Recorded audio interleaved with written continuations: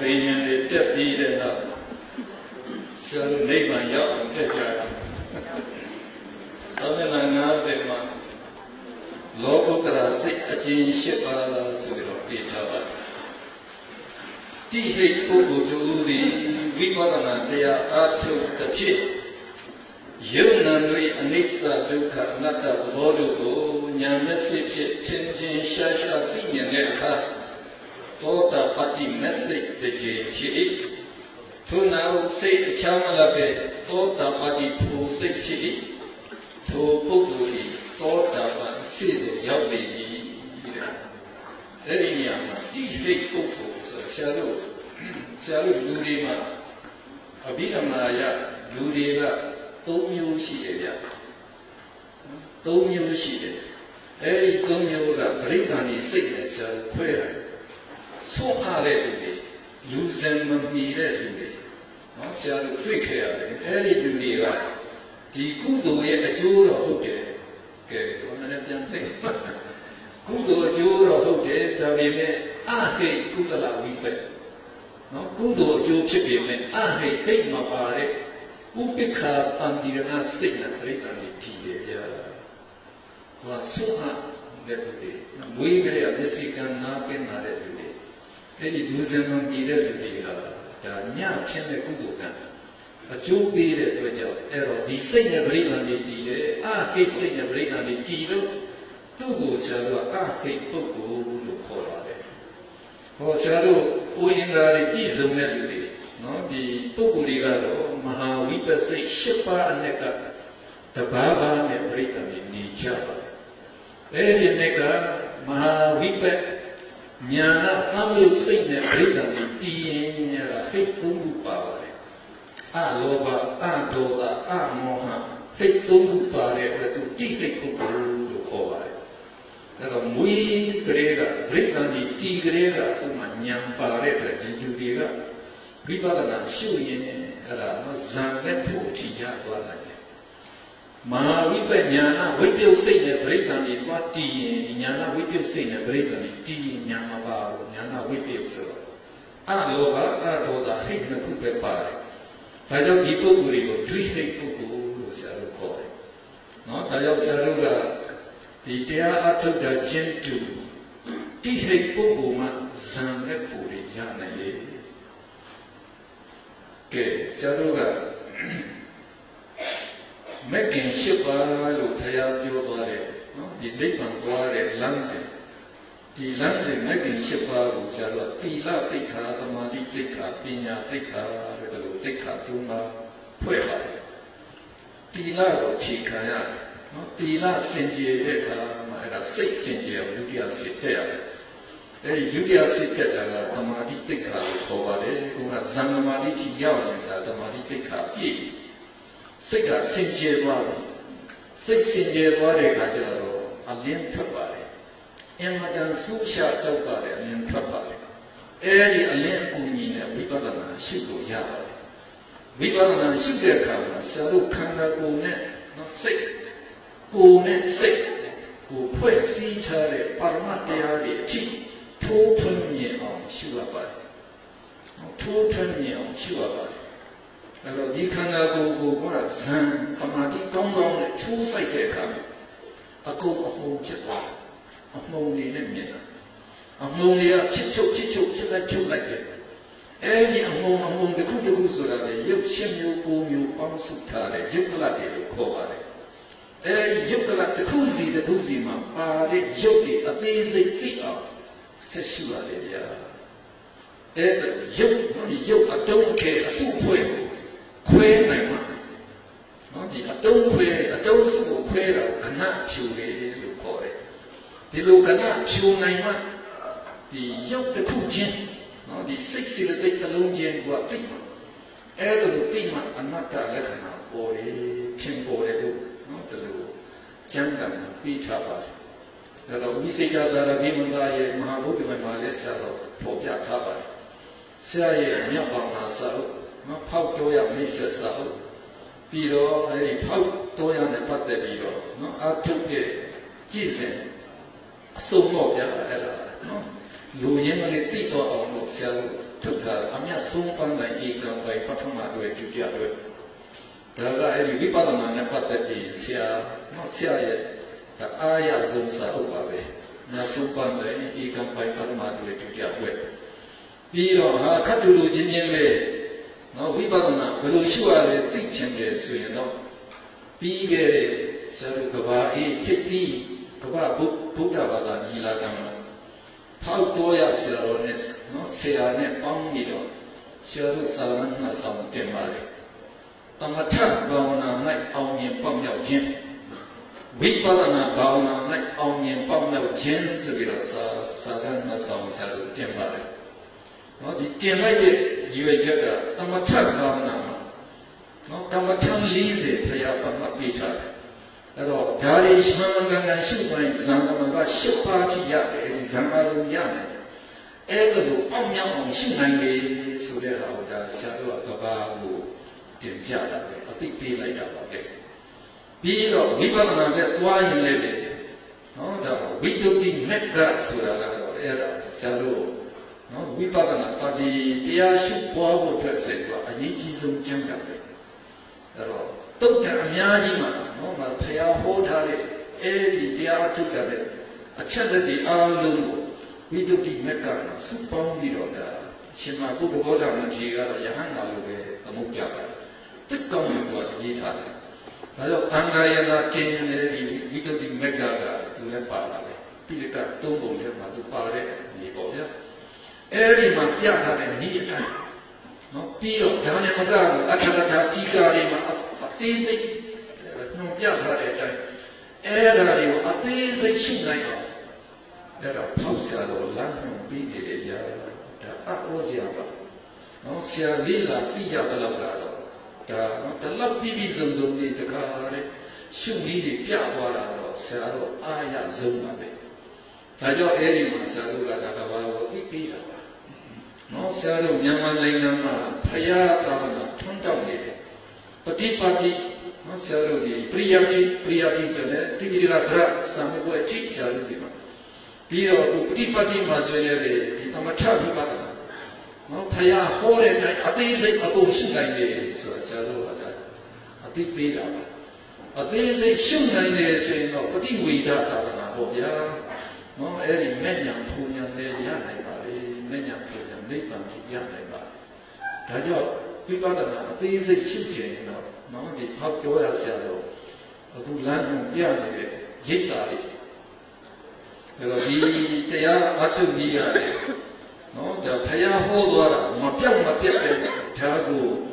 ကဘာကိုဖြတ်ချနိုင်အောင်ရည်ကြီးတယ်ဆိုပြီးတော့ဟိုမှာနော်ဆရာဥဆောင်ပြီးတော့ဟိုမှာကိုရှင်ဝင်းတို့ကဒုတိယဥထဥပယေရဒုတိယဥက္ကဋ္ဌစသည်ဖြင့်နော်ဆရာတို့တွေကအတွင်းမှုဥအောင်တင်နေပါပါတယ်အဲတော့ဆရာတို့ကအပြည်ပြည်ဆိုင်ရာဖောက်တော်ရဗုဒ္ဓဘာသာရိပ်သာအဖွဲ့ချုပ်ဆိုပြီးတော့ဆရာတို့ဖွဲ့စည်းထားပါတယ်ဖွဲ့စည်းပြီးတော့လုပ်လည်းပဲဒါပြည်တွင်းပြည်ပနော်ဒါကိုဆရာတို့ကတတ်ဆွမ်းတော့ဆရာတို့ကြိုးစားနေပါတယ်တော်တော်လေးအောင်မြင်လာပါပြီရိပ်သာကွယ်18ခုလောက်ဖြစ်လာပါပြီနော်အဲ့တော့ရန်ကုန်ကလူတွေပြောဆိုရင်ဆရာတို့ကတာရင်ကြိုက်ခောက်စီနဲ့ကြိုက်ဒီဝစီနှစ်စုကြားမှာနိုင်ငံတော်ကဒီအဲ့ဒီမှာမြေယူပေးလို့ဆရာတို့အဲ့ဒီမှာနော်ဆရာတို့ရန်ကုန်တိုင်းအတွက်ရိပ်သာဆောက်ထားပါတယ်အဲ့ဒီရိပ်သာမှာဆိုရင်ယောဂီအခုတော့200လောက်ရှိနေပါတယ်300လောက်ထိအေးအေးဆေးချမ်းအထုနိုင်တဲ့အခြေအနေရောက်နေပါပြီအဲ့တော့ဟိုဖောက်ကြီးကတော့အမှန်အားရစရာကောင်းတယ်နော်ဟာဆယ်နှစ်အတွင်းမှာတိုးပြတ်လိုက်တဲ့ဟာကြီးအမှန်အားဟောစရာကောင်းတယ်အခုယောဂီ800ကျော်ဗျာဝါဆိုရင်တန်ခါ900နော်ဝါဆိုတာအဲ့ဒါတပါးအဆောင်တွေတိုးတယ်ကတင်းသုံးနိုင်အောင်လို့အဲ့လိုစီမံပေးထားတယ်နိုင်ငံသားတွေလည်းပဲ150လောက်ထိအမြဲလို့ရှိတယ်ဗျာအမြဲလို့ရှိတယ်တချို့ကဒီမှာတင်မဲ့နော်အဲ့ဒီကုတိကျောင်းဆောင်လေးတွေဆောက်တော့ဒီမှာတင်နေတာနေခွင့်ရတယ်ဆိုရင်နေခွင့်ရတော့လို့နေကြတာအမှန်အားရစကောင်းပါလေဒါကြောင့်ဆရာတို့ကဒီလိုတမာတိမှန်မှန်ထူထောင်နိုင်ရင်ဒီရုပ်ကိုတခါလေးခွေးချမ်းစိတ်ပြပါရမယုတ်တိနော်ပြီးတော့စိတ်စီတဲ့အခုမြင်နေဗျာအခုမြင်တာ နော်ဒီဆရာတို့ကတရား6ပေါက်ရှိတယ်အာယုံ6ပါဒီအစင်းအာယုံမျက်စိလာတိုက်စိတ်အစဉ်ဖြစ်သွားနော်နားလာတန်လာတိုက်စိတ်အစဉ်ဖြစ်သွားအဲဒီစိတ်အစဉ်ဖြစ်သွားတယ်အားလုံးမြင်အောင်ရှုပြီးတော့စိတ်တစ်လုံးချင်းဖြစ်သွားတာသိပြီးတဲ့ပြင်အဲ့ဒါစိတ်တစ်လုံးစီမှာရှင်သွားတဲ့စေတသိက်တွေအထိမြင်အောင်ရှုနိုင်တယ်ဗျာအဟောစရာပဲရှုနိုင်တယ်နော်အဲ့လိုဝိပဿနာကြာလို့ကဒီပရမယုံနာနေမြင်တာခဏမစဲဖြစ်တော့ပြည့်နေတာမြင်ပြီမြင်နေဆိုရင်ခဏမစဲဖြစ်ပြီးတော့ပြည့်နေတဲ့ဘောဒီအနိစ္စဓမ္မတိရဲတဲ့ဘောအဲ့ဒီပြည့်သွားတဲ့ဉာဏ်နဲ့အဆက်မပြတ်နှိမ့်ဆက်တဲ့ဘောဒီဆင်းရဲအမှန်ပဲအဲ့ဒါဒုက္ခပြီးတော့ပုဂ္ဂိုလ်သဘာဝမရှိဘူးနော်ဘာဖြစ်လို့လဲဆရာတော်အဲ့ဒီကြည့်မြင်တဲ့အခါကျတော့ပုဂ္ဂိုလ်သဘာဝရှိမှမရှိတော့ဘူးဒီအကောင်ကြီးဆိုရှိမှမရှိပြတ်သွားတာပဲပရမယုံနာဆိုဘာကောင်ထဲမှမရှိဘူးသဘောမျှတယ်နော်ဒီသဘောမျှတယ်အဲ့မှာလက္ခဏာတိကျအောင်မှတ်တာပြီးတော့လက္ခဏာရတ္တပိဿဆောင်ရွက်ချက်ပြီးတော့ပစ္စုပ္ပတ္ထံကိစ္စဆောင်ရွက်ခြင်းအကျိုးတရားအဲ့တော့ယောဂီရဲ့နော်ဒီရှုအမြင်အာရုံမှာထင်လာဖို့ကိုဒါအဲ့တော့ပစ္စုပ္ပတ္ထံပဋ္ဌာန်းအနိကအကြောင်းတရားအဲ့ဒါပရမတ်တရားတစ်ခုချင်းလေးချက်နဲ့ဒါကြနာပိုင်းခြားနိုင်အောင်ရှိတယ်ဗျာအဲ့တော့ရှုငယ်တဲ့ယုံနာဒီပိုင်းခြားသိတယ်ဆိုရင်နာမရူပပရိစ္ဆေဒညာခေါ်တယ်နော်ပြီးရတဲ့အခါကျရင်ယုံနာဒီဖြစ်စေတဲ့အကြောင်းတရားတွေကမြင်အောင်ရှုရတယ်အဲ့ဒီဘိစ္ဆာသမုပ္ပါအကြောင်းကိုဆက်နိုင်ဖို့အကုန်ရှုနိုင်တယ်ဗျာဟောပြောရတယ်အဲ့ဒါကိုရှုလိုက်တဲ့အခါကျတော့အဲ့ဒါမှပစ္စယပရိက္ခဏနဲ့မမှန်တကယ်ရ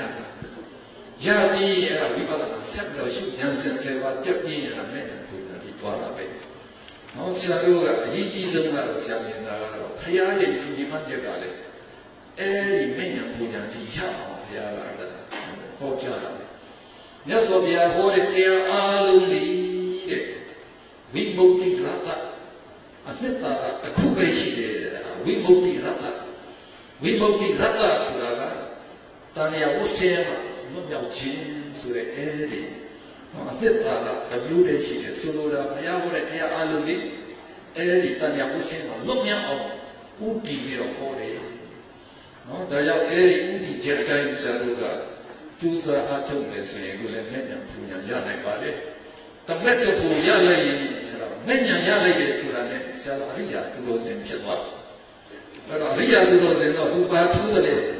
နော်ကြည့်လိုက်တော့ရုပ်တွင်လာတော့လောက်မှထူးမှာပေါ့ငကိုတိုင်းပဲပေါ့ဒါပေမဲ့သောတာပတ္တိမြတ်ဖြစ်သွားရင်ဒိဋ္ဌိနဲ့ဝိသိကိစ္စသူကပယ်လိုက်ပြီအဲ့တော့အာဟုလို့စိတ်ချက်နော်ဆရာတို့ဆိုကဒိဋ္ဌိဒီလောမစိတ်ရှိပါမှာဒိဋ္ဌိကတာတံပြုတ်စိတ်၄ပါးပါပါတယ်အဲ့ဒီဒိဋ္ဌိကတာတံပြုတ်စိတ်၄ပါးမှာဖြစ်တော့ပါဒိဋ္ဌိမရှိတော့ဘူးနော်အညူလွဲမှုဆိုတာမရှိတော့ဘူးပြီးတော့ဝိသိကိစ္စယုံမှန်တရားမရှိတော့ဘူးဘုရားတရားသံဃာနဲ့ပတ်သက်ပြီးတော့နော်ဒါကြောင့်သူ့မှာလည်းအဲ့ဒီအရိယာဖြစ်သွားတော့လောဘဒေါသမောဟလည်းနှစ်ပါးမှာနေပါသွားပြီဆိုတဲ့ငါးပါးဒီလားဆိုတော့ကောင်းကောင်းလုပ်တယ်ဘုရားတရားသံဃာမပိတ်မှတော့မတုံမလှုပ်တော့အသက်ကြီးကြီးရုံတယ်နော်အဲ့ဒါကိုကြီးညိုတဲ့အပေကပိတ်တယ်အဲ့ဒါမှဆရာတော်အမခံချက်အပြည့်ရတာပေါ့ဗျာအပေကဘယ်တော့မှမရောက်တော့ဘူးဆိုတော့အဲ့ဒါမှတကယ်နော်အမခံချက်အပြည့်ပါရတော့တယ်ဆိုတော့ပျော်ပျော်နေတော့ပေါ့ဗျာနော်ကြိုက်တော့နေလို့ရသေးတယ်ဝိကာခါတို့အနာလိုကိန်းတို့ကဘုံစင်ဆံတော့မယ်လို့ပြောတာကိုနော်ဘုံစင်ဆံတော့လို့ရတယ်လေဗျာအဲ့တော့ကာမဘုံမှာခုနဘဝဆိုတော့နတ်ပြည်6ထပ်လူပြည်နဲ့ဆိုတော့ခုနဘုံမို့လေတဘဝတဘုံကိုနေတော့လို့ရတယ်ပြီးရင်တော့ဓမ္မဘုံလေးအစစ်စစ်ကဆက်နေတော့လို့ရသေးတယ်အဲ့တော့နေရရင်ကျင်းတော့တော့ကောင်းတယ်ကောင်းပြီကြာ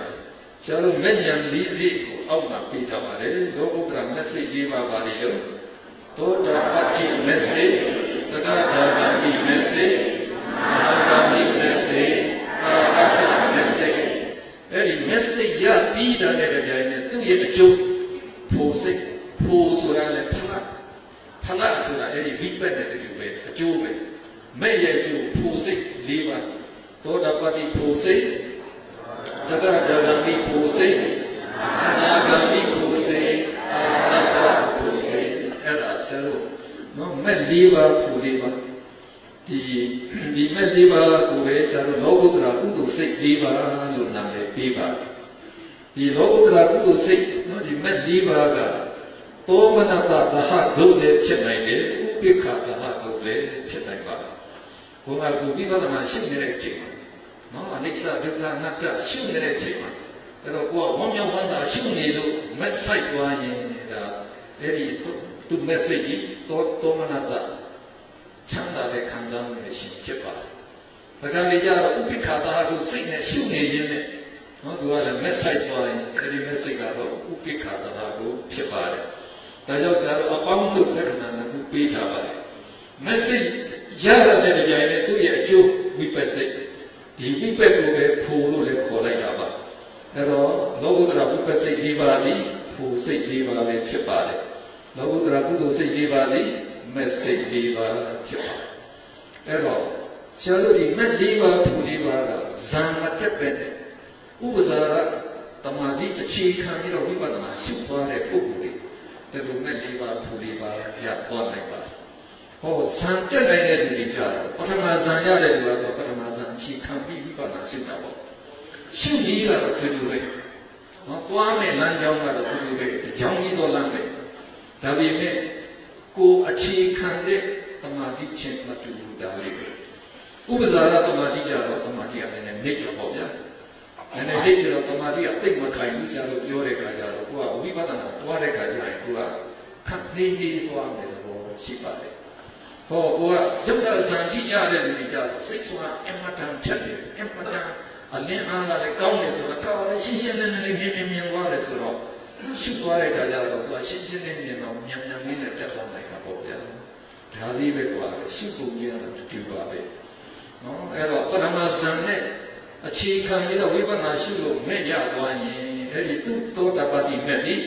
ပထမဇန်နဲ့ရှင်တယ်လို့တလူဆရာတို့ယူရမှာဖြစ်ပါနော်အဲ့တော့သူ့ရဲ့ message ကပထမဇန်နဲ့ရှင်သူ့ရဲ့ဖို့စိတ်ကလည်းပထမဇန်နဲ့ရှင်လို့မှာပဲပေါ့ဟောနောက်တစ်ယောက်ကသူကဒုတိယဇန်ကြည့်ကြတော့ဒုတိယဇန်အခြေခံပြီးဝိပဿနာရှုရင်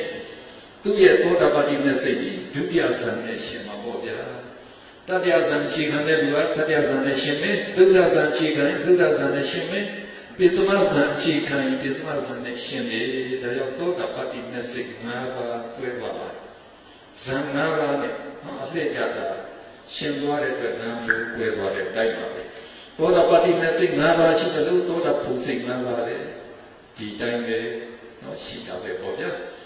အဲ့တော့ဆရာတို့သောတာပန်ဖြစ်ပြီးတော့ဒုတိယနော်ဒီ message ရအောင်ဝိပဿနာပြန်ရှိပါတယ်ဒီရှိတဲ့ခါမှာလည်းဘုရားကပထမဇာနဲ့ခြေခံရင်ရတဲ့တက္ကသဂမိ message ကြီးပထမဇာနဲ့ရှင်မယ်ဒုတိယဇာခြေခံဒုတိယဇာနဲ့ရှင်မယ်တတိယဇာညတတိယဇာနဲ့ရှင်မယ်ဒီလည်းပဲဇာ၅ပါးဆိုတော့သောတာတက္ကသဂမိ message ၅ပါးတက္ကသဂမိဖို့စိတ်၅ပါးအလားတူပဲအနာဂမိ message ၅ပါးအနာဂမိဖို့စိတ်၅ပါးအရဟတ message ၅ပါးအရဟတဖို့စိတ်၅ပါးဆိုတော့စုစုပေါင်းလိုက်တော့ message အခြေက20ဖို့စိတ်အခြေ20ဆိုတော့လောကုတ္တရာအခြေ40ရှိတယ်လောကုတ္တရာအကျဉ်းကတော့10ပါးဇာနာပါးနဲ့မြောက်လိုက်တော့40ဖြစ်သွားတာပါပဲအဲ့တော့ဒါကတော့သမထယာမိကနံလို့ခေါ်ပါတယ်သမထဆိုတာစံအခြေခံပြီးတော့ဝိပဿနာရှုရင်အဲ့ဒါကို message နော်အခြေ20ဖို့စိတ်အခြေ20ထိဖြစ်နိုင်ပါလေဒါဖြစ်နေတဲ့ညစိတ်ကိုအခုဒါပြောသွားခြင်းဖြစ်ပါတယ်ကဲဒါဆိုရင်တော့စိတ်တွေအားလုံးကပြည့်စုံသွားပါပြီဆရာတို့စာမျက်နှာ57အလေးမှာ message အခြေ20ခေါ်ပြီးကိုပြထားပါတယ်အဲ့တော့နော်ဒီဇာကဆရာတို့ဇန်၅ပါးအဲ့ဒီ message ၅ပါးကိုဒီမှာပါဒီဇန်၅ပါးနဲ့ရှင်းတဲ့အတွက်ကြောင့်သုဒ္ဓဇန်ကြီးကတော့သောမနတသဟဂုတ်ဖြစ်မယ်ပိစမဇန်ကတော့ဥပိ္ပခသဟဂုတ်ပေါ့အဲ့တော့ဒီ message တွေပြောတဲ့အခါမှာစိုးစိုးကဇန်စိတ်ခေါ်ပြီးတိုင်းဆရာတို့ခေါ်သွားတာပါပဲဒီအောက်ကသောတာပတ္တိ message ၅ပါးခေါ်ပြီးတဲ့ဆရာတို့ဖတ်ကြည့်လိုက်ဝိတ္တဝိစာရဒီတိဒုက္ခအိကရဇာယနာနာမတိပိစုံသောဓမ္မစံရရှင်တိသောတာပတ္တိ message ဝိစာရဒီတိဒုက္ခအိကရဇာယနာဒီပါတိပိစုံသောယုရဇာ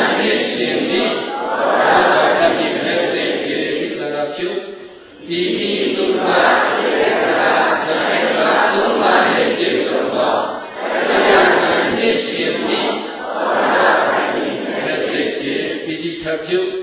ဒုက္ခအိက္ခတဇာယနာနဘာနှင့်ပြည့်စုံသောဒုက္ခဆံနှင့်ရှင်သည်သောတာပတိမျက်စိဖြင့်ဒုက္ခပြုဥပိ္ပခဖြစ်မယ်ဥပိ္ပခအိက္ခတဇာယနာနဘာနှင့်ပြည့်စုံသောဒုက္ခဆံနှင့်ရှင်သည်မျက်စိဖြင့်အဲ့တော့ကြံမျက်စိတွေလည်းဒီတိုင်းပဲခေါ်လို့ရပါတယ်ဖိုစိတ်ရဲ့ဒီတိုင်းပဲခေါ်ပါတယ်ကဲအောက်ကအရဟတဖိုစိတ်၅ပါးခေါ်နေသူပြီးထားပါအဲ့ဒါကိုစာအုပ်မကြည့်ပဲနဲ့ဆရာတို့ဆိုကြပါရပါတယ်ဗျာဒီလူတွေကတိဟိတ်ပုဂ္ဂိုလ်တွေပေါ့အဲ့တော့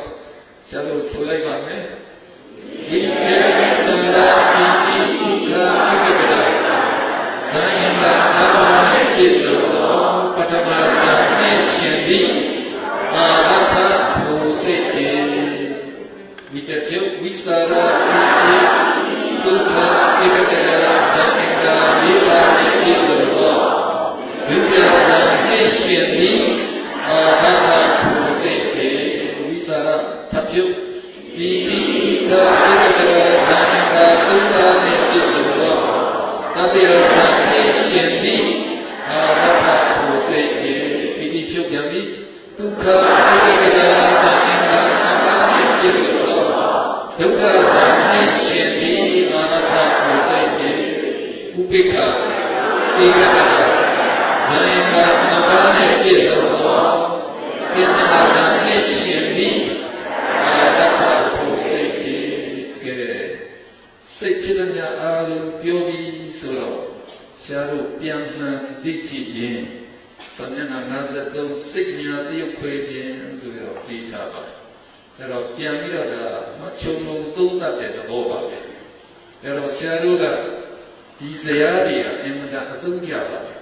နော်ဒီဇာတ်တွေခြေခံပြီးတော့ဆရာတို့ကလေ့လာတဲ့ခါကျတော့မြင်သွားတာပေါ့ဗျာပို့ပြီးတော့လည်းဖွင့်ပြလွယ်ပါတယ်ဒီဇာတ်တွေကိုဆရာတို့အောက်ဒီစာအုပ်နောက်မှာတွဲပြီးထားတယ်နော်အဲ့ဒီဇာတ်တွေကစာကြည့်တဲ့ဇာတ်တွေကအဓိကထားပြီးတော့ကြည့်သွားပါကဲဆရာတို့အဲ့ဒါကို revision လုပ်မယ် revision လုပ်တယ်ဆိုတော့ဒီထိတ်ကနေဆရာတို့စမှာပေါ့အဲ့တော့ဒီမှာလည်းဒီကုန်းလေးတွေပြီးသွားပါတယ်နံပါတ်1ကကာမစိတ်ကနမရှိတယ်လေကာမစိတ်နဲ့ကာမဝါစရစိတ်ဆိုတာဒီလိုပဲကာမဝါစရစိတ်ကနမရှိလို့ဘာစိတ်လဲဘာစိတ်ကြီးလဲအဲ့တော့အာရုံစိတ်စကပါအာဟိစိတ်ရှိပါကာမကောမစိတ်စိတ်ကဲနောက်တစ်စိတ်ပေါ်ပြန်တော့ပေါ့ဗျာဆရာတို့ဒီမှာတော့မပါဘူးဒီဇာတ်ကြည့်ပြီးတော့ပဲဆရာတို့ကိုယ့်ကိုပြန်ပြီးတော့ဆက်ဆန်းစစ်ပါအဘုဒ္ဓစိတ်7ပါးဆိုတာဘာလို့ပြောတာလဲလောဘမှုစိတ်7ပါးဒေါသမှုစိတ်7ပါးမောဟမှုစိတ်9ပါးလောဘမှုစိတ်7ပါးကဘာစိတ်တွေလဲသောမနတဟဒိဋ္ဌိကတအယုအတေဝိကစိတ်တေသတ္တဝိကစိတ်တေသောမနတဟဒိဋ္ဌိကတဝိတယ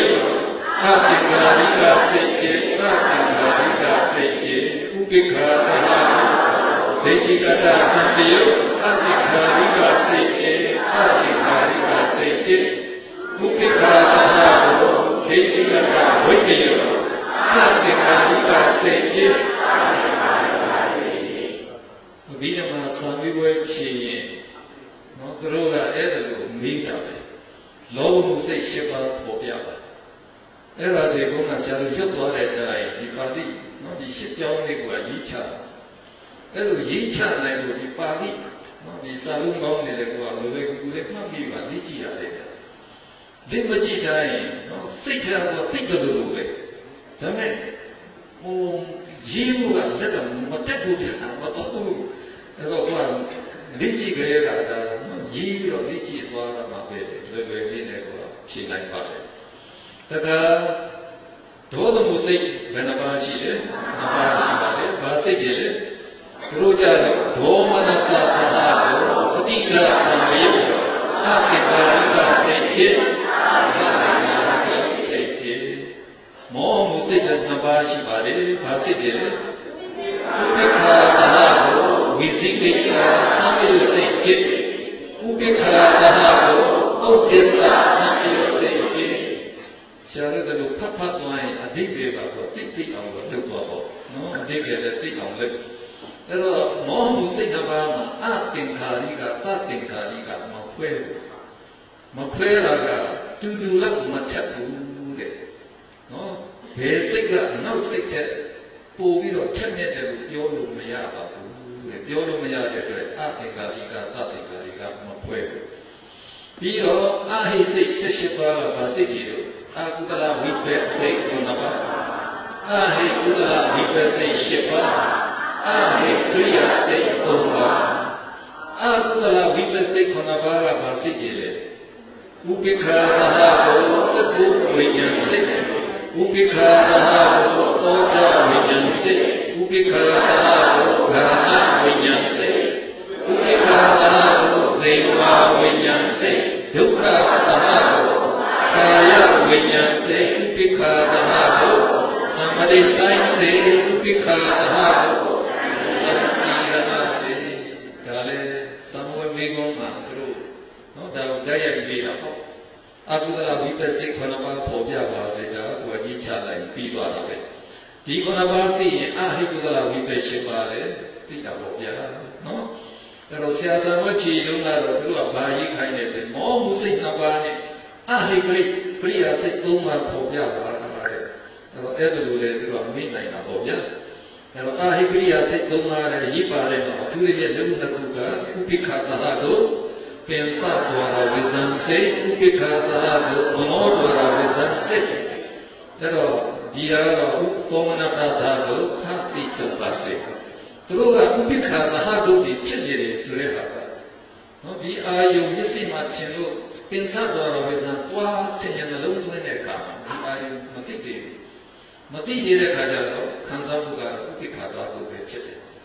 မြင်သိစိတ်ကတစ်ချက်ကလေးမြင်သွားတဲ့အချိန်မှာလည်းဒီအာယုကောင်းတယ်မကောင်းဘူးဆိုမသိသေးဘူးမသိသေးတဲ့အတွက်ကြောင့်ဥပိ္ခာတဟတို့ဒီပဲဖြစ်ကြပါတယ်ကဲပြီးတော့ဆရာတို့ကာမသောမနစိတ်24ပါးကဘာစိတ်တွေလဲမာကုသိုလ်စိတ်7ပါးမာဝိပ္ပစိတ်7ပါးမာပရိယစိတ်7ပါးမာကုသိုလ်စိတ်7ပါးနာမည်ပေါ်တာဆိုတော့ကလောဘမှုစိတ်7ပါးအတိုင်းညာပဲအဲ့ဒါလည်းပဲသံဃာ့ဘွဲမှာနော်မာကုသိုလ်စိတ်7ပါးပေါ်ပြပါလားဆိုရင်ကိုကဒါကိုရေးပြရုံလည်းပေါ့သောမနတဘာကိုညာနာတံယုအသင်္ခါရိကစိတ်တေသသင်္ခါရိကစိတ်တေသောမနတဘာကိုညာနာဝိပယုအသင်္ခါရိကစိတ်တေသသင်္ခါရိကစိတ်တေနောက်၄ပါးကသောမနတဥပိ္ခာတဟကိုလို့ပြောင်းလိုက်ရုံပါပဲနော်ကဲမဟာကုသိုလ်စိတ်7ပါးကိုတဲ့အတိုင်းမာဝိပ္ပစိတ်7ပါးမာပရိယစိတ်7ပါးဒီအတိုင်းပဲနာမည်ပြီးသွားပါကာမနော်ကာမဝါစာစိတ်ကာမစိတ်54ပါးပြီးတော့ဆရာတို့နောက်တစ်စိတ်ဒီစာအုပ်ကနာမနဲ့လို့ပြီးတာမဟက်တုစိတ်29ပါးတဲ့အဲ့တော့မဟက်တုစိတ်ဆိုတာဘာစိတ်ကိုပြောတာလဲရူပဝါစာစိတ်15ပါးရဲ့အရူပဝါစာစိတ်7ပါးရဲ့ပေါင်း29ပါးကိုခေါ်တယ်မဟက်တုဆိုတာဘာအဓိပ္ပာယ်ရှိတော့မြတ်သောအဖြစ်သို့ရောက်တဲ့စိတ်ကိုတဲ့မဟက်တုစိတ်ကိုခေါ်တယ်တဲ့ကာမစိတ်ကြီးတဲ့ပို့ပြီးတော့သူကမြင့်မြတ်တယ်အစစ်မြင့်တယ်ဗျာဒါတော့ဒီမဟက်တုလို့ဆိုတာနော်ပို့ပြီးတော့အစစ်မြင့်တဲ့စိတ်ဒီမဟက်တုစိတ်ထဲမှာရူပဝါစာစိတ်15ပါးအရူပဝါစာစိတ်15ပါးပါတယ်ကဲဒီမှာလည်းကိုယ်နဲ့ပြန်ပြီးတော့နော်အသိစိတ်ပြပါရူပဝါစာစိတ်15ပါးဘာစိတ်ကြီးလဲရူပဝါစာကုသိုလ်စိတ်5ပါးရူပဝါစာဝိပ္ပစိတ်5ပါးရူပဝါစာကရိယာစိတ်5ပါးကဲရူပဝါစာကုသိုလ်စိတ်5ပါးဘယ်လိုခေါ်လို့ဒါကြတော့ဇံစိတ်ကြီးဆိုဇံအင်္ဂါနဲ့ပြရတယ်ဆိုတော့ဇံခေါ်တော့တဲ့အတိုင်းဝိတ္တဝိသရာပိတိဒုက္ခဧကဂရဇံအင်္ဂါ5ပါးနဲ့ပြည့်စုံသောပထမဇံကုသိုလ်စိတ်ကြီးပြီးတော့ဝိတ္တပြုတ်ဝိသရာပိတိဒုက္ခဧကဂရဇံက၄ပါးနဲ့ပြည့်စုံသောဒုတိယဇံကုသိုလ်စိတ်ကြီးပဲဒီတိုင်းခေါ်သွားလို့ရပြီးတော့ဝိပ္ပစိတ်ကရိယာစိတ်လည်းဒီတိုင်းပဲခေါ်ပါတယ်ကုသိုလ်စိတ်ဆိုတဲ့နေရာမှာဝိပ္ပစိတ်ကရိယာစိတ်ပြောင်းပြီးယူပါပဲပြီးတော့အရူပဝါစာစိတ်12ပါးမှာအရူပဝါစာကုသိုလ်၄ဝိပ္ပတိကရိယာ၄ပါပါတယ်အရူပဝါစာစိတ်၄ပါးသိဖို့ကဒီနာမည်၄ခုတော့သိထားအာဂါတနိသယရဏ ဝိညာဉ်ဉ္စာယရဏအာကိဉ္စညာယရဏနေဝတိညာနာတိညာယရဏဒီဇန်စိတ်အားလုံးကပိစမဇန်နဲ့တူတဲ့ဥပိ္ပခဧကဂဒါဇန်ကနှစ်ပါးပဲရှိကြကဲဒါတိနောက်နာမည်ခေါ်တတ်သွားတာပေါ့ဗျာနော်ဒီအရူပါစကုသိုလ်စိတ်၄ပါးဆိုရင်ဥပိ္ပခဧကဂဒါဇန်ကနှစ်ပါးနဲ့ပြည့်စုံတော့အာဂါသဉ္စာယနာစေဝိညာဉ်ဉ္စာယနာကုသိုလ်စေအာကိဉ္စညာယနာကုသိုလ်စေနေဝတိညာနာတိညာယရဏကုသိုလ်စေခေါ်လို့ရသွားပါတယ်ဝိပဿနာခရိယာစိတ်လည်းဒီအတိုင်းပါပဲကဲဆရာတို့နံပါတ်3သွားမယ်လောကီစိတ်80နဲ့တပါအဲ့တော့လောကီဆိုတဲ့ဟာလောက3ပါမနေ့ကဆရာတို့ပြောသွားတဲ့ဘုံ3ပါကာမဘုံရူပဘုံအရူပဘုံနော်အဲ့ဒါကိုဒီဘုံ3ပါကိုကျွန်တော်ဩဃာတလောကလို့ခေါ်တယ်တရဝါရီကျင်တဲ့ဘုံဌာနပေါ့ဗျာအဲ့ဒီတရဝါရီအားလုံးကိုတော့တတ္တလောကလို့ခေါ်တယ်အဲ့ဒီတတ္တလောကတရဝါရီကိုဖြစ်စေတဲ့တရားဘာတွေလဲယုတ်နံတရားတွေပဲအဲ့ဒီယုတ်နံတရားတော့သင်္ခါရလောကလို့ခေါ်ပါတယ်နော်အဲ့ဒီလောကမှာဖြစ်တဲ့စိတ်ကိုလောကီစိတ်လို့ခေါ်တယ်တတိဖြစ်အဲ့ဒီဘုံသုံးပါးမှာဖြစ်တဲ့စိတ်ပဲကာမဘုံရူပဘုံအရူပဘုံမှာဖြစ်တဲ့စိတ်ဒီစိတ်တွေကိုလောကီစိတ်လို့ခေါ်တယ်အဲ့တော့အရေးအတွက်ကြည့်တော့ကာမစိတ်54နဲ့မဂ္ဂုစိတ်29ပေါင်းလိုက်တော့82ပါးပေါ့အဲ့ဒီ82ပါးကိုလောကီစိတ်82ပါးလို့နာမည်ပေးလိုက်ပါတယ်ကဲဒီညမှာဆရာတို့နော်လောကီစိတ်82ပါးတော့သိသွားပြီပြီးတော့နံပါတ်4ကစိတ်အကျဉ်း89ပါးအဲ့ဒါကဘာစိတ်တွေပြောတာလဲဒီလောကီစိတ်82ပါးကိုအဲ့တော့ဒီလောကုတ္တရာစိတ်အကျဉ်း10ပါးနဲ့ပေါင်းလို့ရတဲ့89ပါးအဲ့ဒါစိတ်စုစုပေါင်းအကျဉ်းရည်အတွက်ဒီဟောဒါကစိတ်အကျဉ်း89ပါးလို့သူနာမည်ပေးလိုက်တယ်။အဲ့ဒီ89က90ပြည့်ကိုတစ်ခုပဲလို့တဲ့အတွက်ကြောင့်စာပေမှာတို့ကတစ်ခုရုပ်90လို့သုံးလိုက်တယ်ဗျာ။အဲ့ဒါလေးကဘုရားရှိထားရတယ်နော်။အဲ့တော့ဆရာတို့သမွေးဖြေတဲ့နေ့မှာပဲမိကုန်းကစိတ်တစ်ခုရုပ်90ကိုရှင်းပြပါတဲ့ဗျာ။စိတ်တစ်ခုရုပ်90ဆိုတော့ကိုကနော်ကိုကမလိလာထားတဲ့အခါကျတော့ဘာတော့ဖြေလိုက်ဟာစိတ်ကတစ်ခုရုပ်က90လို့ဖြစ်ပါလိမ့်ဆိုရင်အဲ့ဒါမှားပြီပေါ့ဗျာနော်အဲ့ဒီတစ်ခုရုပ်ဆိုတာအဲ့ဒီရုပ်ကနော်ရပလဲတချောင်းနဲ့တတာရုပ်နဲ့ပြောတာရုပ်လျော့ပြီဆိုတဲ့အဓိပ္ပာယ်ပါဒီရူပရုပ်ကိုပြောတာပေါ့ဇာတိပြောတဲ့ရုပ်နာမ်ကပတ်နော်ပတ်တယ်ဒါအတ္တရုပ်ကဒါရူပရုပ်ပြောတာဟိုတစ်ခုရုပ်90ဆိုအဲ့ဒီရုပ်ဆိုတာကတော့ရုပ်လျော့တာပြောတာ90တစ်ခုရုပ်လျော့ဒီဒါစိတ်အကျဉ်း89ပါးကိုဆိုလိုပါတယ်လို့တို့ကဖြေရမှာပေါ့ဗျာပြီးတော့ဆရာတို့စိတ်အကျေပြ20ပါးဆိုတော့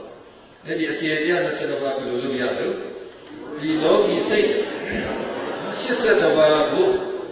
လောကုတ္တရာအကျေ40နဲ့ပေါင်းလိုက်တဲ့ခါကျတော့အဲ့ဒါ120ပါးရသွားအဲ့တော့စိတ်ကဘာလို့လဲလို့အချင်းချင်းနှမျိုးကွဲသွားရတယ်လို့ပြီးမဲ့တဲ့ချိန်လောကုတ္တရာစိတ်ကြီးကိုရည်တွက်တဲ့ဒီနှမျိုးရှိတဲ့အတွက်ပြောရမှာဖြစ်ပါတယ်နော်အဲ့တော့လောကုတ္တရာအချင်း89ပါ10ပါလောကုတ္တရာအကျေ40ဆိုပြီးတော့ဒီလိုရည်တွက်တဲ့ဒီနှမျိုးရှိတဲ့အတွက်ဖြစ်ပါတယ်အဲ့ဒါကိုနှမျိုးရည်တွက်ရတာလေဘာကြောင့်ဒီလိုနှမျိုးကွဲသွားတာလဲဝိပဿနာရှုတဲ့ဒီနှမျိုးကွဲလို့ပါနော်ဝိပဿနာယာနိကအဲ့ဒါကတော့ဝိပဿနာတတ်တာနဲ့တော့နော်ဇန်ချီမခံပဲနဲ့ဒါဆရာတို့ကအဲ့ဒီဥဇာရသမာဓိနဲ့ဝိပဿနာရှုသွားရင်လောကုတ္တရာစိတ်10ပါးပဲဖြစ်ပါမဲ့ဒီပါဖူလေးပါတမထယာနိကမြည်တယ်ဗျလမ်းစဉ်နှစ်ခုရှိတယ်ဝိပဿနာယာနိကတမထယာနိကယာနိဆိုတာရင်ကိုပြောတာပဲနော်ရပတ်လက်တစ်ချောင်းနဲ့ရေးချရနာငယ်လုံးကြည့်တဲ့ယာနိအဲဒီယာနိကရင်ဝိပဿနာရင်နဲ့နိဗ္ဗာန်သွားတယ်တမထယာနိကတမထရင်နဲ့နိဗ္ဗာန်သွားတယ်အဲတော့တမထယာနိကဒီမှာတော့မျက်စိအကျေ20 ဖို့စိတ်အခြေမစေဆိုတော့40ဖြစ်ပါအဲ့တော့အချင်းကြီးကွဲတာကအဲ့ဒီလောကုတ္တရာစိတ်နဲ့တင်စားတော့အချင်းကြီးကွဲတာပါကဲပြီးတော့နံပါတ်6ကတော့အာသောမနာစိတ်30ဆိုတာမတိရတဲ့စိတ်ဆရာတို့သိထားပြီအာဟုတုစိတ်12ပါးရဲ့အာစိတ်18ပါးအောင်30ကိုအာသောမနာဘာဖြစ်လို့အာသောမနာခေါ်လို့ဒီမှာပြတာပါလေအာဟုတုစိတ်တို့ဒီအပြစ်ရှိလို့မတိရတဲ့အတွက်အာသောမနာစိတ်ကိုခေါ်တယ်အာဟိတ်စိတ်ကြီးကကောင်းတဲ့ဟိတ်ကြီးမရှင်တဲ့အတွက်မတိတယ်ဘူးဆိုပြီးတော့အာသောမနာစိတ်ကိုခေါ်ပါတယ်ကဲဒါလို့ဆိုရင်သောမနာစိတ်ကဘယ်လောက်ရှိလို့အာသောမနာက30ဆိုရင်သောမနာက59ရှိနေတယ်50နဲ့တော့ဒီစာအုပ်ကဆံနေတာလည်းပြောင်းနေပါကဲသောမနာစိတ်နော်59အကျဉ်း59အခြေ90ဖြစ်လို့ဒီလိုရည်တွက်ရပါလေအဲ့တော့သူ့မှာလည်းနိမမျိုးနဲ့ရည်တွက်တာပေါ့အဲ့တော့ဘာဖြစ်လို့အဲ့လိုနိမမျိုးရလဲအဲ့တော့စိတ်စုစုပေါင်းစိတ်အကျဉ်းကြီးနဲ့ရည်တွက်89အဲ့ဒီ89မှာဘုံကအသောမနာစိတ်30ထုတ်လိုက်ရင်59ရပါတယ်ဟောဒါသောမနာစိတ်59ပါပဲအဲ့ဒါမှမဟုတ်ကြတော့အခြေကြီးတွက်လိုက်ရင်121လို့သွားယူအဲ့ဒီမှာ30ထုတ်လိုက်ရင်ဘယ်လိုရမလဲ91ဒါကြောင့်သောမနာစိတ်အချင်း59အခြေ91လို့ဒီလိုသုံးပါလားဒါတော့ဆရာစာအုပ်လေးခဏလေးလဲပြီး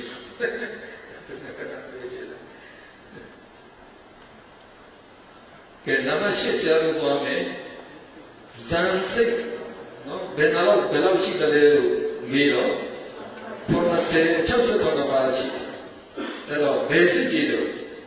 မဲကိုစိတ်29ပါးနဲ့လောကုတ္တရာစိတ်အခြေ40ပေါင်းလိုက်ရင်ဒါ69ပါးရအဲ့ဒီဇန်စိတ်69ပါးမှာပထမဇန်စိတ်က7ပါး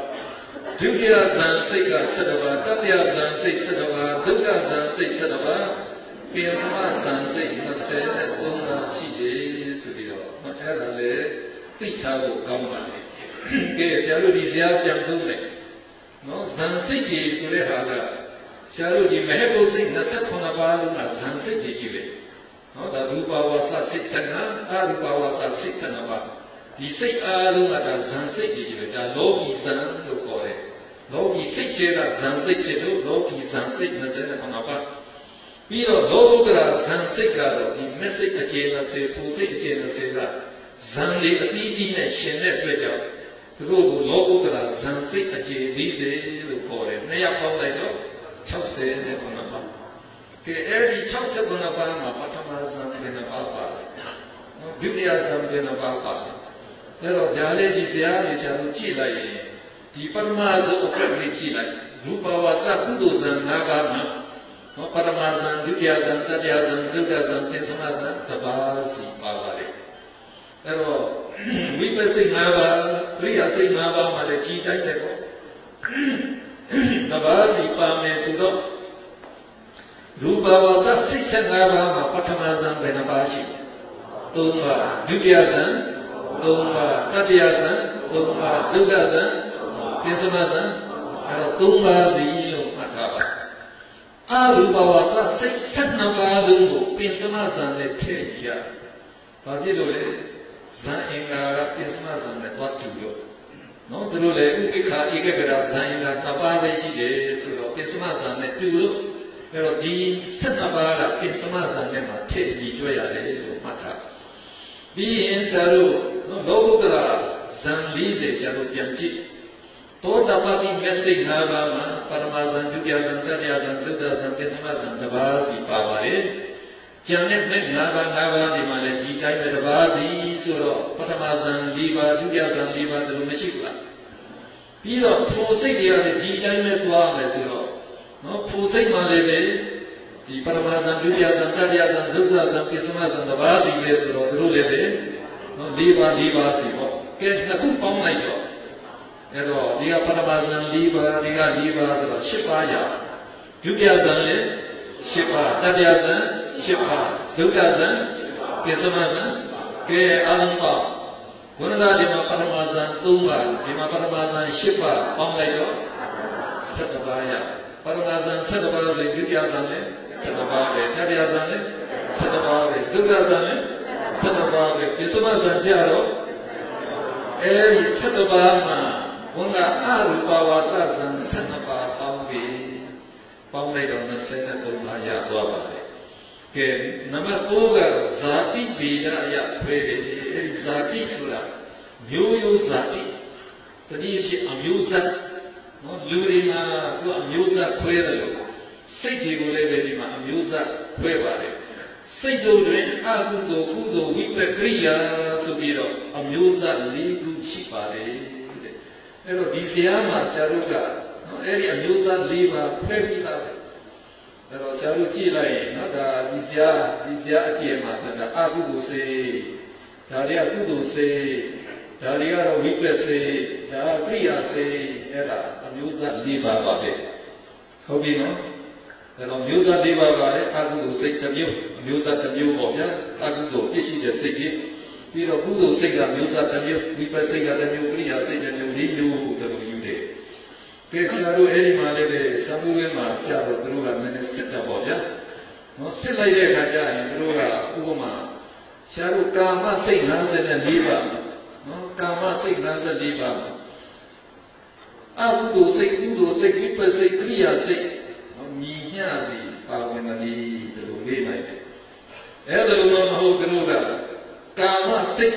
55ကာမစိတ်တွေကိုအမျိုးဇာတ်အဖြစ်ထွေးပြပါအဲ့တော့ဥပ္ပါဖြေရမယ်ကဲဒီကာမစိတ်54ထဲမှာအကုသိုလ်စိတ်ဘယ်နှပါးပါအကုသိုလ်စိတ်7ပါးဒါတော့ပဲဖြေရတယ်ကုသိုလ်စိတ်10ပါးဝိပဿစိတ်9ပါး7နောက်တစ်ခါ10နဲ့ထပ်ပါ23ပါးနော်ကာမစိတ်ကဒီထိတော့အဲ့တော့ဒီမြင်းကြောင်းထိဆိုတော့အဲ့တော့ဒီဝိပဿစိတ်ကိုအားလုံးယူရတော့ပေါ့နော်23ပါးကရိယာစိတ်က38ပါး7ပါးအဲ့ဒါလေးဖြည့်ရေးလိုက်ရုံပဲကိုသိရင်တော့သိကြရတာပေါ့ဗျာအကုသိုလ်စိတ်7ပါးကုသိုလ်စိတ်10ပါးဝိပဿစိတ်23ပါးကရိယာစိတ်7ပါးပြီးပြီအဖြေရပါကဲအလားတူပဲမဟဘုစိတ်29ပါးနော်29ပါးကိုအမျိုးအစား၄ပါးအဖြစ်ခွဲပြပါဆိုရင်ဒီတစ်ခွက်ပဲအဲ့တော့ဒီနှစ်ခွက်မှာဆရာတို့အကုသိုလ်စိတ်ပါရဲ့လားအကုသိုလ်စိတ်မပါဘူးမရှိပါဘူးနော်ပြီးတော့ကုသိုလ်စိတ်ဘယ်လောက်ပါလဲရူပဝါစာကုသိုလ်နာအရူပဝါစာကုသိုလ်၄ဆိုရင်9ပါးမှာပါဘူးလား9ပါးပါပါတယ်ဝိပဿစိတ်ကတော့9ပါးပဲကရိယာစိတ်ကတော့9ပါးပဲဒီအပိညာကတော့ဒါပြီးကြပဲဒါအထူးစိတ်နော်တော့ပိစမဇံပဲပိစမဇံကအထူးသိတဲ့ဉာဏ်နဲ့ရှင်းတာတိကျစိတ်မဟုတ်ဘူးပေါ့နော်ဒါကြောင့်ဆရာတို့ဒီလိုစိတ်အရေးအတွက်နဲ့ပြောရင်ကုသိုလ်စိတ်၅ပါးဝိပဿစိတ်၅ပါးပရိယာစိတ်၅ပါးရှိတယ်ကဲကောင်းပြီအဲဒီလောကီစိတ်ဒါတွေကမေဘုစိတ်ထဲကကုသိုလ်စိတ်တွေကိုမေကုကုသိုလ်စိတ်လို့သုံးပါတယ်နော်မေကုစိတ်ထဲကဝိပဿစိတ်9ပါးကိုလည်းပါခေါ်မယ်မေကုဝိပဿစိတ်9ပါးကရိယာစိတ်9ပါးကိုလည်းမေကုကရိယာစိတ်9ပါးလို့ခေါ်ပါတယ်ဗျာနော်ကဲဆရာတို့ပေါင်းလိုက်အောင်စိုးစိုးကကာမစိတ်54နဲ့အခုမေကုစိတ်29ပါးပေါင်းလိုက်တော့လောကီစိတ်87မရဘူးလားအဲဒီလောကီစိတ်87ကိုအမျိုးစားအဖြစ်ခွဲပါဆိုရင်မလို့ရအဲ့တော့နော်ဆရာတို့ကာမစိတ်မှာဘုံကအကုသိုလ်စိတ်7ပါးဒီမှာကြည့်လိုက်နေရပါတယ်ဆရာတို့ကလောကီစိတ်87ပါးဆိုတော့မေကုစိတ်29ပါးအထိဆိုဒီမြင်းအထိပေါ့နော်ဒီမြင်းအနဲ့အထိအဲ့ဒီမြင်းအနဲ့အထိကစိတ်ရဲ့အားလုံးကိုရည်တွက်ပြရအဲ့တော့အကုသိုလ်စိတ်ကဘယ်နှပါးရှိမှာလဲ7ပါးပဲပေါ့ကုသိုလ်စိတ်ကဘယ်နှပါးရှိမှာလဲစိုးစိုးကဆရာတို့ကာမကုသိုလ်8ရဲ့ဘုံကမဟကုကုသိုလ်9ရဲ့ပေါင်းတော့8နဲ့9ပေါင်းတော့18ပါးရတယ်အဲ့ဒါလောကီစိတ်7ပါးမှာကုသိုလ်စိတ်စုစုပေါင်းဘယ်နှပါးပါလဲ18ပါးအဲ့ဒီ18ပါးကိုပေါင်းပြီးတော့ခေါ်ရင်လောကီကုသိုလ်စိတ်18ပါးလို့ခေါ်ပါတယ်နော်အဲ့တော့တကယ်လို့သံဃာမှာလောကီကုသိုလ်စိတ်များပေါ်ပြပါဆိုရင်ဘာပေါ်ပြမှာလဲ လောကီကုသိုလ်စိတ်19ပါးရှိပါသည်၎င်းတို့မှာမာကုသိုလ်စိတ်10ပါးရူပဝါစာကုသိုလ်5ပါးအာရူပဝါစာကုသိုလ်4ပါးတို့ဖြစ်ပါသည်ဒါဖြေရမှာပေါ့ဗျာဟုတ်ပြီနော်ကဲဝိပဿနာကဘယ်နှပါးရှိဆိုတော့ဆရာတို့ကာမစိတ်ဖြဲကဒီသုံးခုပေါင်းတော့ကာမဝိပက်23မဲကုတ်ဝိပက်က9ပါး23နဲ့9ပေါင်းတော့32ပါးရှိပါတယ်အဲ့ဒါကိုလည်းပေါင်းပြီးတော့ခေါ်ရင်လောကီဝိပဿိ32ပါးဟုတ်ပြီနော်လောကီဝိပဿိဘယ်နှပါးရှိလဲ32ပါးနော်ကဲကောင်းပြီခရိယာစိတ်ကတော့ခရိယာစိတ်ကဒီ3နဲ့8ပေါင်းတာ17ခုနမဲကုတ်ခရိယာက9 17နဲ့9ပေါင်းတော့20အဲ့ဒါလေလောကီခရိယာစိတ်20ရှိပြီတဲ့လို့ဖြေပါတယ်ကဲနောက်တစ်စီကတော့ဆရာတို့လောကုတ္တရာစိတ်ပါထည့်ပေါင်းလိုက်တော့စိတ်အားလုံးဖြစ်သွားတာပေါ့စိတ်အချင်း89ကိုအမျိုးအစားအဖြစ်ခွဲပြီးပါဆိုရင်ကဲဆရာတို့ဒီစိတ်အချင်းဆိုတော့ဒီထိနော်စိတ်အချင်း89ထိဆိုတော့ဒီထိအကုသိုလ်စိတ်ဘယ်နှပါးရှိလဲ12ပါးဒီမှာရေးချရတယ်ဒါစိတ်အချင်းရဲ့တရုပ်ခွဲပဲဒါ7ကုသိုလ်စိတ်ဘယ်လောက်ရှိလဲဘုံကလောကီကုသိုလ်19နဲ့လောကုတ္တရာကုသိုလ်4ပေါင်းတယ်19နဲ့4ပေါင်းတော့27 7 27ဆိုတော့ကြောင်းပြန်ကလေးပဲပြီးတော့ဝိပဿနာဘုံကလောကီဝိပက်က30နဲ့2လို့ဆရာတို့ပြောပြီးပြီအခုလောကုတ္တရာဝိပက်4ထပ်ပါ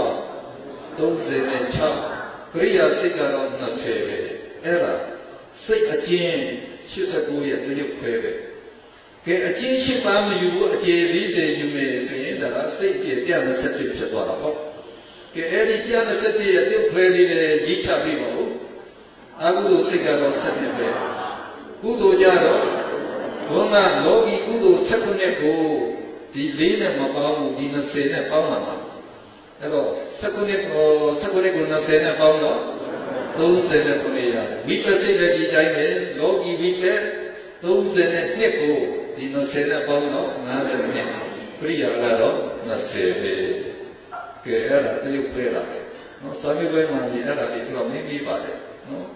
ခုနကလောကီစိတ်80ပါးကိုတရုပ်ဖဲပြပါ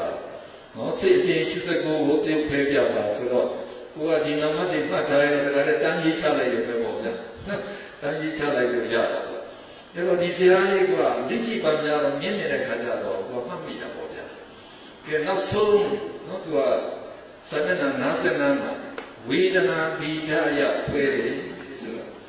အဲ့တော့ဝေဒနာနဲ့လိုက်ပြီးတော့စိတ်ကြီးကိုနော်ခွဲပြားသွားပုံကိုပြတာပါပဲအဲ့ဒီဘိဓာဆိုတာခွဲပြားပုံကိုပြတာဆရာတို့ဓာတုဘိဓာနော်ရူပဘိဓာဘာလက်ချိုက်နေမပြေဘူးတော့ဘာဘုံနဲ့ပြေတာအဲ့ဒီဘိဓာကခွဲပြားဝေဒနာနဲ့လိုက်ပြီးတော့ခွဲပြားပုံကိုနော်သူကပြတယ်အဲ့တော့ဆရာတို့ဝေဒနာဘယ်နှမျိုးရှိတယ်လို့မေးရင်ကဲဆရာတို့စိတ်စရာကြည့်လိုက်ရင်ဝေဒနာဆရာတို့၅မျိုးပြခဲ့တာတွေ့ရမှာဖြစ်ပါတယ်နော်ဆရာတို့ဒီအပေါင်းအသင်္ကိတတွေကိုဒါသောမနတဝေဒနာလို့ဆရာတို့ခေါ်ပါတယ်အနှုတ်သင်္ကိတတွေကတော့ဥပိ္ပခာဝေဒနာနဲ့ရှင်တဲ့စိတ်ကြီးပြီးတော့နော်ဒီဒေါသမှုစိတ်၅ပါးကတော့ဒေါမနတဝေဒနာနဲ့ရှင်တဲ့ပြီးတော့ဒုက္ခဝေဒနာနဲ့ရှင်တဲ့စိတ်ကဒီတစ်ခုပါပါတယ်ဒုက္ခနဲ့ရှင်တဲ့စိတ်ကဒီတစ်ခုအဲ့တော့ဒုက္ခဝေဒနာဒုက္ခဝေဒနာအာလုံးဝေဒနာ၅မျိုးပါနော်အဲ့တော့စိတ်တိုင်းမှာဝေဒနာရှင်းရတယ်အဲ့ဒီဝေဒနာကတော့၅မျိုးရှိနိုင်တယ်အဲ့ဒီဝေဒနာ၅မျိုးကိုဇာတ်နာ55မှာနော်ဆရာတို့ဇရာလုပ်ထားပါတယ်အဲ့တော့ဇရာထိပ်မှာဝေဒနာ၅မျိုးကိုဆရာတို့ရေးထားပါတယ်သောမနတဒေါမနတဥပိ္ပခဒုက္ခဒုက္ခပြီးတော့ဆရာတို့စရင်ကောက်တာပေါ့ဗျာကဲအဲ့ဒီစိတ်အမြည်လက်ဝဲဘက်မှာနော်စိတ်အမြည်ကောလမ်းမှာပထမဆရာတို့ပါယူလေအကုသိုလ်စိတ်12ပါးကဲဒီဆရာလေးကြည့်လိုက်ဒီအကုသိုလ်စိတ်12ပါးမှာနော်သောမနတဘယ်နှပါးပါလဲ၄ပါးပြီးတော့ဒေါမနတဘယ်နှပါးပါလဲ2ပါးဥပိ္ပခာဘယ်နှပါးပါလဲ6ပါးဒါပဲရှိတယ်အဲ့ဒါစဉ်းစားထည့်လိုက်တာပဲနော်သောမနတ၄ဒေါမနတနဲ့ဥပိ္ပခာ6ဒုက္ခမရှိဘူးဒုက္ခမရှိဘူးကဲနောက်တစ်ကြောင်းအောင်စဉ် အာဟိစိတ်78ပါးကဲဒီအကွက်ကိုယူတယ်အဲဒီအာဟိစိတ်78ပါးမှာသောမနတဘယ်နှပါးလဲဒီနှစ်ပါးပဲပြီးတော့ဆရာတော်ဥပိ္ပခာကသူက14ပါးရှိတယ်ပြီးတော့ဒေါမနတမရှိဘူးဒုက္ခတစ်ခုရှိတယ်ဒုက္ခတစ်ခုရှိတယ်အဲ့ဒါဆရာလည်းထည့်ဖြစ်လိုက်တာပဲဒေါမနတနဲ့ဒေါမနတမရှိဥပိ္ပခာ14ဒုက္ခဖြစ်ဒုက္ခဖြစ်ကဲကာမဒေါမန24ပါးမှာသောမနတက4ဆို7ဥပိ္ပခာလည်း7ပါပဲနှမျိုးပဲကဲထည့်ရေးလိုက်သောမနတ7ဥပိ္ပခာ7အဲ့ဒီအထိပေါင်းလိုက်တော့ကာမစိတ်54ရ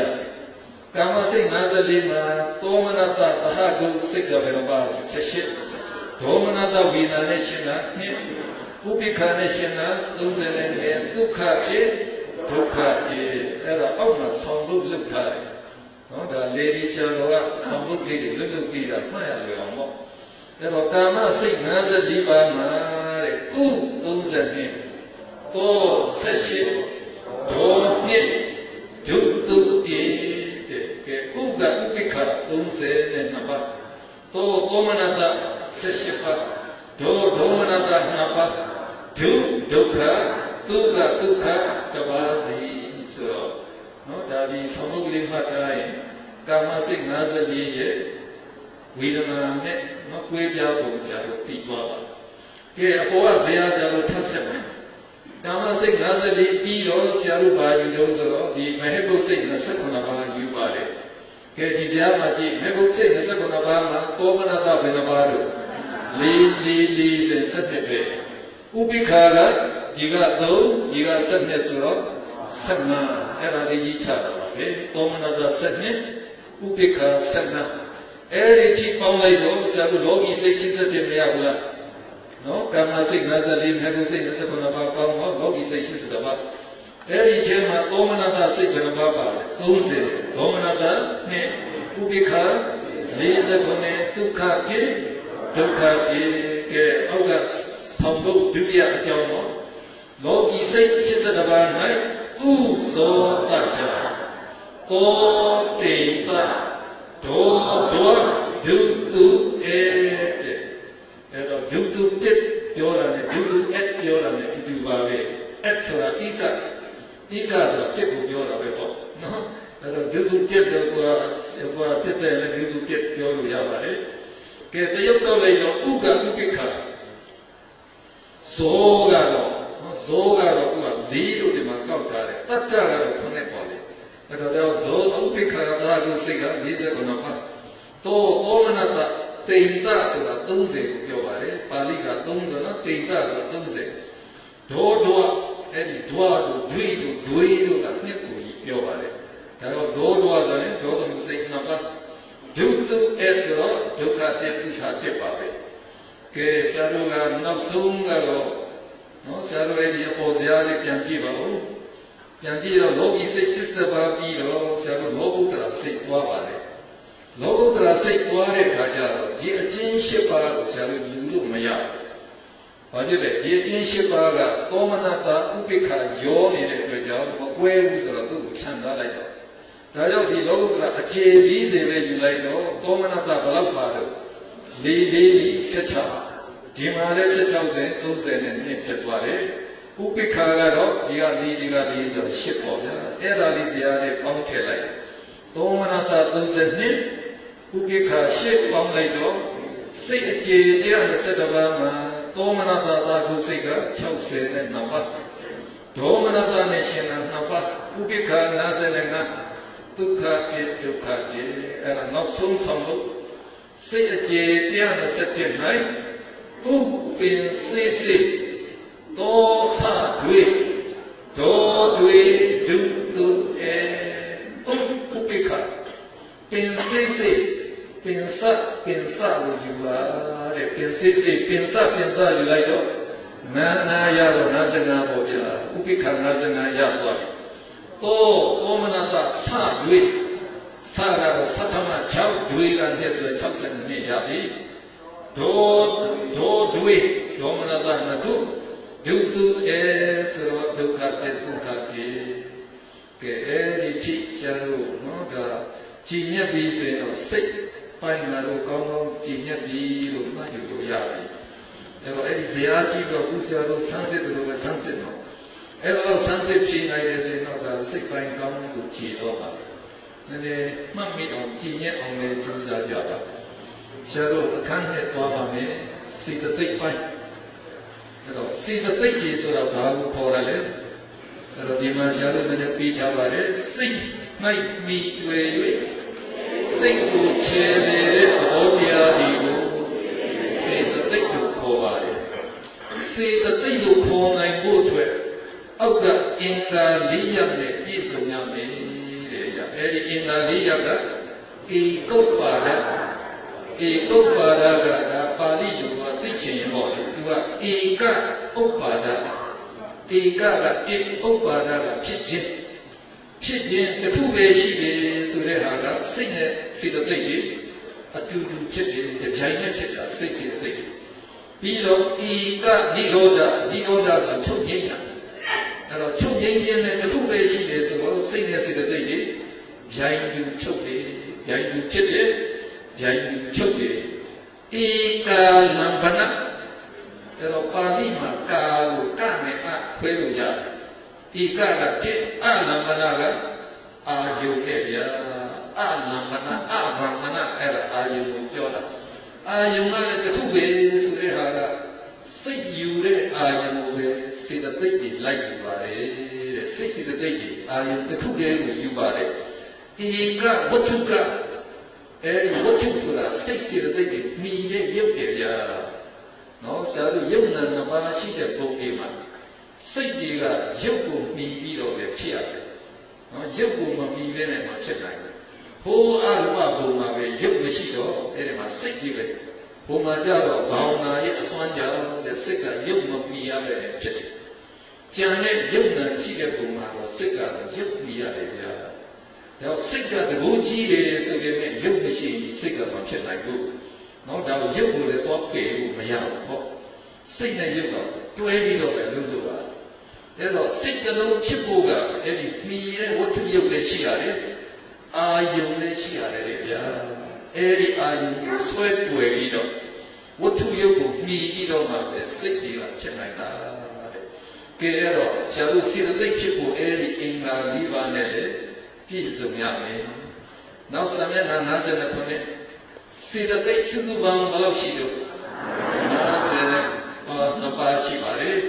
အဲ့ဒါကို၃မျိုးရင်ခွဲတယ်အညတမနော်အညတမနာပါဠိကအညတမနာကိုမြန်မာအညတမစေတသိက်73ပါးအဲ့ဒီအညတမ73ပါးကတော့ခြားနေစေတသိက်ကြီးပဲတနည်းပြောရင်နှစ်ဖက်ရစေတသိက်ဘယ်လိုနှစ်ဖက်ရလဲကုသိုလ်စိတ်နဲ့လည်းရှင်နိုင်တယ်အကုသိုလ်စိတ်နဲ့လည်းရှင်နိုင်တဲ့စိတ်ကြီးဖြစ်ပါတယ်စေတသိက်ကြီးဖြစ်ပါတယ်ပြီးတော့အကုသိုလ်စေတသိက်14ပါးဆိုတော့အဲ့တော့အကုသိုလ်ဆိုအပြစ်ရှိတာပေါ့ဗျာအပြစ်ရှိပြီးတော့မကောင်းကျိုးပေးတဲ့စေတသိက်ကြီးပါပဲအကုသိုလ်စေတသိက်14ပါးပြီးတော့သောမနာစေတသိက်သောမနာကတည်တယ်စေတသိက်ဆိုတာလှပတည်တယ်စေတသိက်ဆိုတော့ကောင်းတဲ့စေတသိက်က25ပါးရှိတယ်တဲ့အဲ့တော့စိတ်ကိုဒီစေတသိက်ကြီးခြေလဲနေပါတယ်ကဲအဲ့ဒီသုံးစုနဲ့ကဆရာတို့ပထမတစ်စုကိုနောက်ခေါင်းစဉ်ပြန်ပြီးတော့ယူပါလေအညတမန်စေတသိက်73ပါးအညတမန်စေတသိက်ကြီးကိုလေဒီဆရာတော်ကဆောင်းလုပ်လုပ်ပေးထားတာကကောင်းစုနှစ်တန်ခတ်တိုင်းနာတမန်အညတိရတာတဲ့ကောင်းစုနှစ်တန်ကောင်းတဲ့စိတ်နဲ့ရောဆိုးတဲ့စိတ်နဲ့ရောအဲ့တော့ဆိုလိုကတော့ဆရာတို့စိတ်ကိုနော်အတောဗနာမတိတဲ့စိတ်ပြီးတော့တောဗနာတိတဲ့စိတ်တဲ့လိုနှမျိုးခွဲတယ်အဲ့ဒီနှမျိုးလုံးနဲ့နော်ရှင်နိုင်တဲ့စိတ်အသိကြီးဖြစ်ပါလေတဲ့ကောင်းဆိုးနှံ့တဲ့ခတ်တိုင်းငံဆိုတော့စားနဲ့နိုင်တာပေါ့ဗျာအဲ့တော့စားကဟင်းလေးပါလည်းထည့်ရတယ်ဟင်းပြိုပါလည်းထည့်ရတယ်ဟင်းတိုင်းတော့မပါဘူးလားအဲ့တော့ခတ်တိုင်းငံဆိုတော့ဒီစိတ်အသိကြီးအဲ့ဒါလိုရှင်းပါလေတမန်အညဆိုအညတမန်